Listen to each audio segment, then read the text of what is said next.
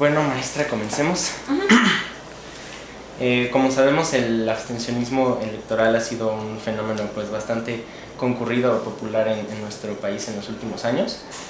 Las estadísticas, sobre todo para presidente y en el Estado de México, han demostrado que pues el voto popular, el voto está descendiendo en la actualidad. ¿Usted piensa que existe un desinterés general por la política en nuestro país?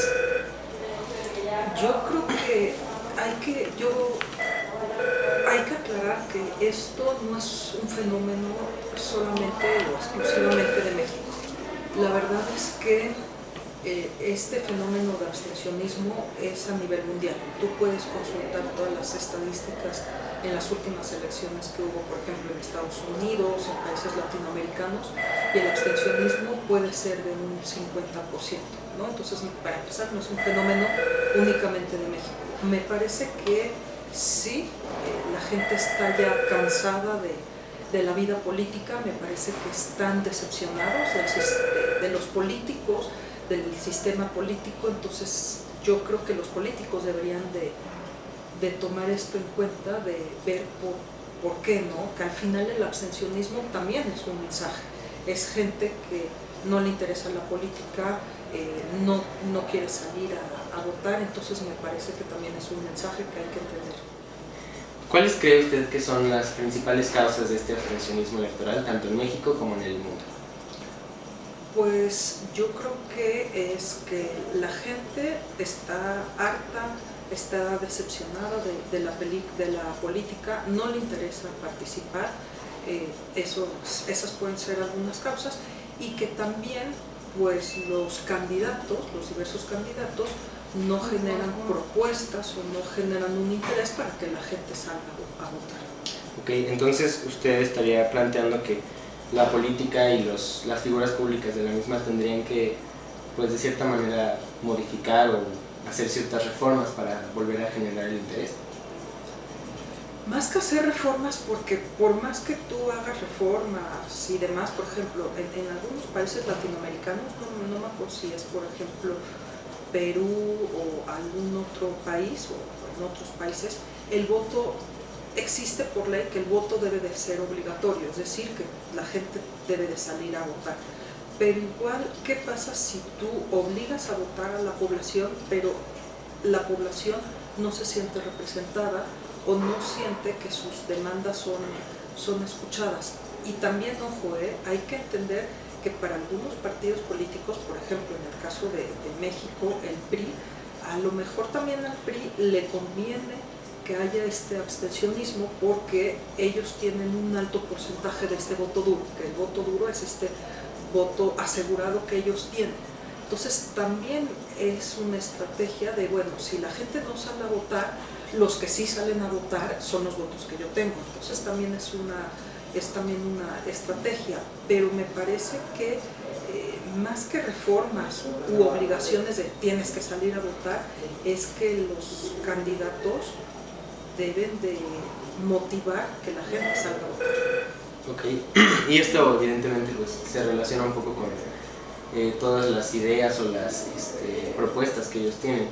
Y mencionaba usted un tema muy interesante, que es que las personas no se sienten representadas, no encuentran como alguien que esté completamente acorde a sus ideas. ¿Consideraría usted prudente o una buena solución que surgiera algún otro partido, otra figura pública, otro político que verdaderamente atendiera a las necesidades que pues, son básicas de la mayoría de la población?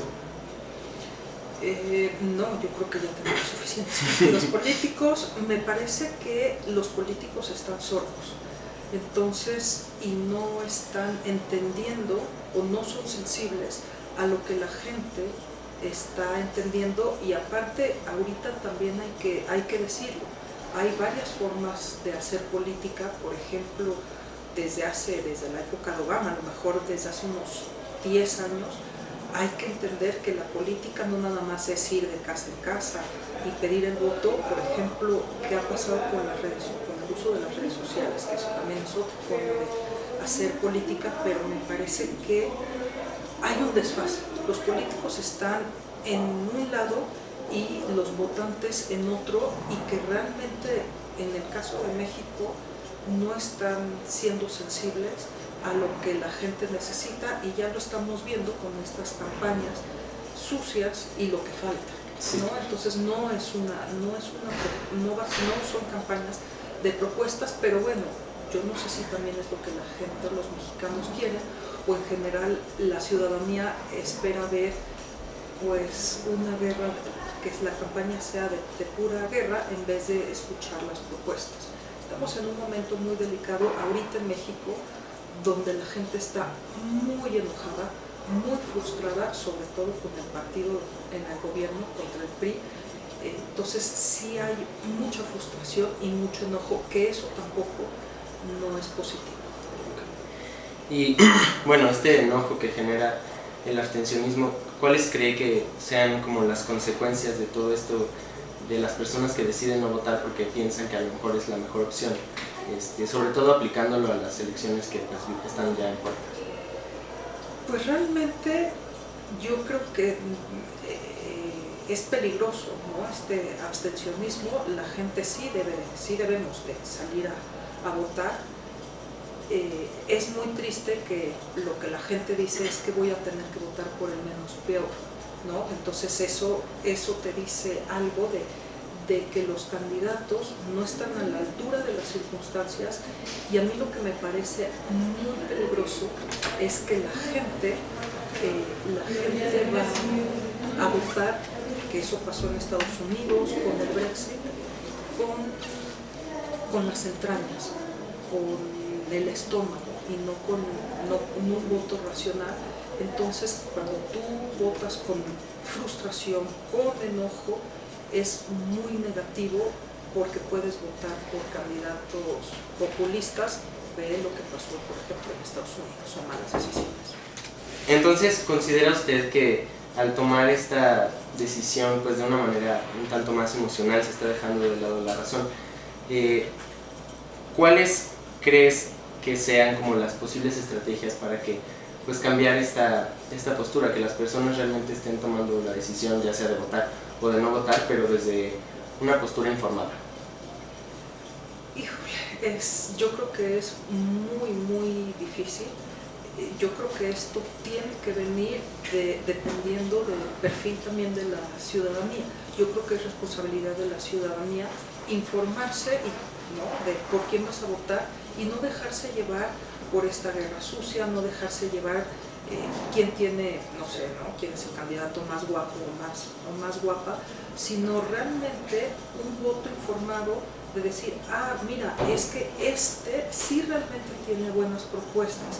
Pero me parece que hoy la población mexicana no está en esas condiciones, y se está nada más yendo por dichos muy fáciles o por candidatos que ofrecen soluciones muy, muy rápidas y mágicas, y la verdad es que es imposible, ¿no? Entonces hay que tener mucho cuidado con eso.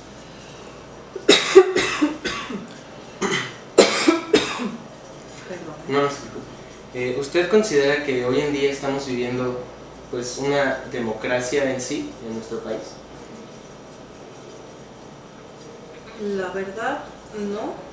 Yo todo el tiempo he dicho que en México estamos en una transición democrática, pero tampoco no podemos vivir en una eterna transición democrática.